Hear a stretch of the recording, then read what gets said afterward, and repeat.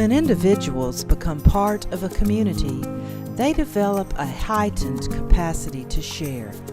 This spring, learning communities evolved at Catawba Valley Community College as hundreds of students and their instructors shared in the reading of the Silas House novel, Clay's Quilt. We have come to care very much about the residents of Free Creek, Kentucky.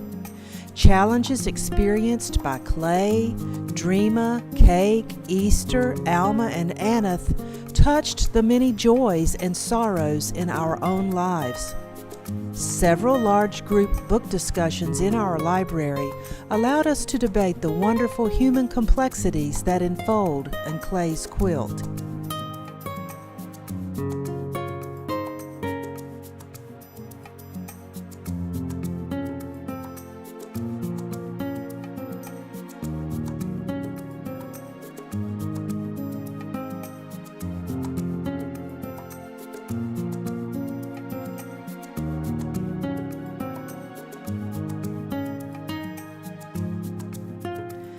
Creative projects enriched our understanding of the novel as we made personal connections with themes such as love and the importance of family. Echoing Aneth's memory box, some students made their own memory boxes while other classes created memory pillows.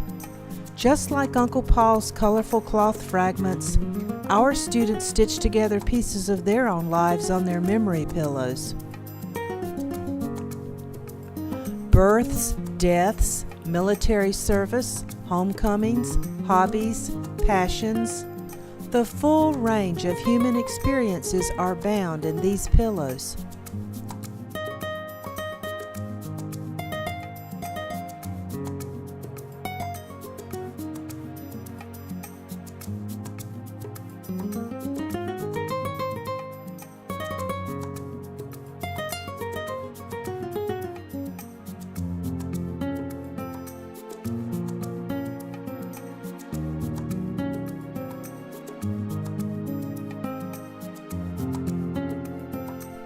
Still other classes created multimedia projects using photographs and their own voices to interpret favorite passages from the book.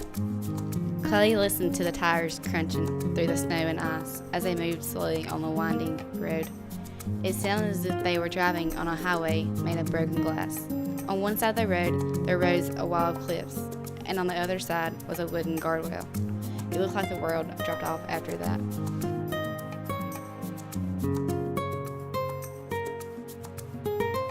He knew this man somehow, but couldn't figure how exactly, and he didn't feel right with him. He wished that his father had been driving them.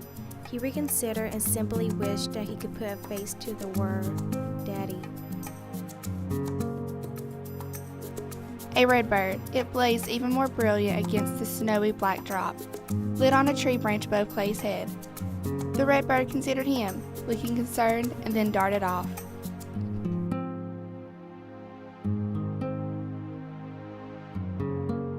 Clay had never felt really close to God inside the church, not the way he did when he could see the creek running over the rocks and mist coming down off the mountain.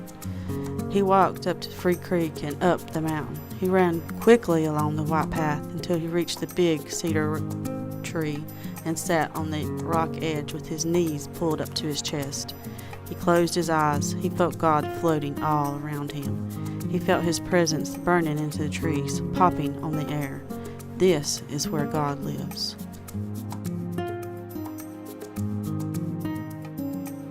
The December sky was black with square clouds, and rain fell thin and straight. Birds flew away in a great racket.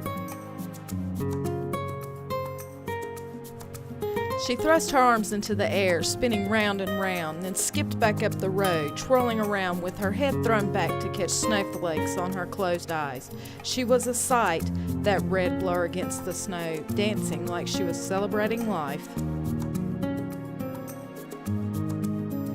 The hills were filled with the smoke from smoldering patches of forest fires. When the season finally overtook the mountains, so complete in its work that the trees were nearly black in their nakedness, Clay and Alma met again.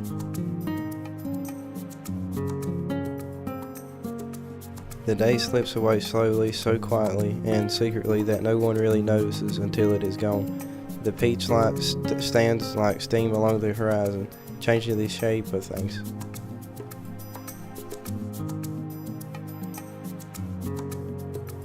No, she said quietly, facing the window. The rain ran down the window in long liquid fingers. Through the glass, the mountains seemed to tremble and the houses grew squat, then tall. Thunder rumbled overhead and lightning lit up the whole sky, making everything appear angular and in silhouette. They came to the four-way stop and Clay asked if she wanted to go home with him or to go to Free Creek.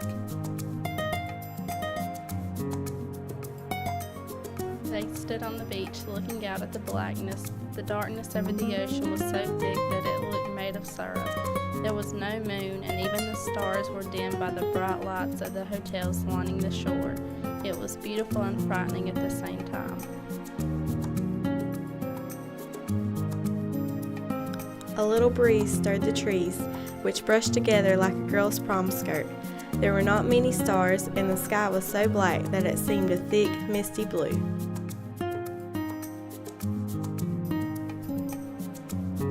I hope you can find it in your heart to forgive me for the things that I've done wrong and to love me for the things that I've done right. No way we'll make it without getting killed, the man said. His lips were thin and white. Clay imagined all of those vengeful prayers rising up into the air, becoming one solid and real entity. He imagined that they became a mass of red, crying birds, flying over the mountains, casting a shadow on the land beneath them. They were red birds, and their bright bodies were stark and beautiful against the gray sky, the white earth.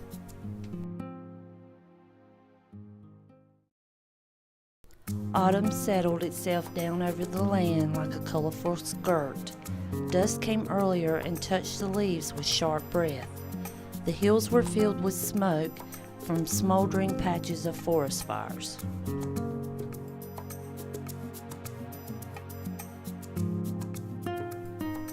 This morning, we offer a heartfelt welcome to our Spring 2009 Coordinated Studies Learning Community writer, Silas House.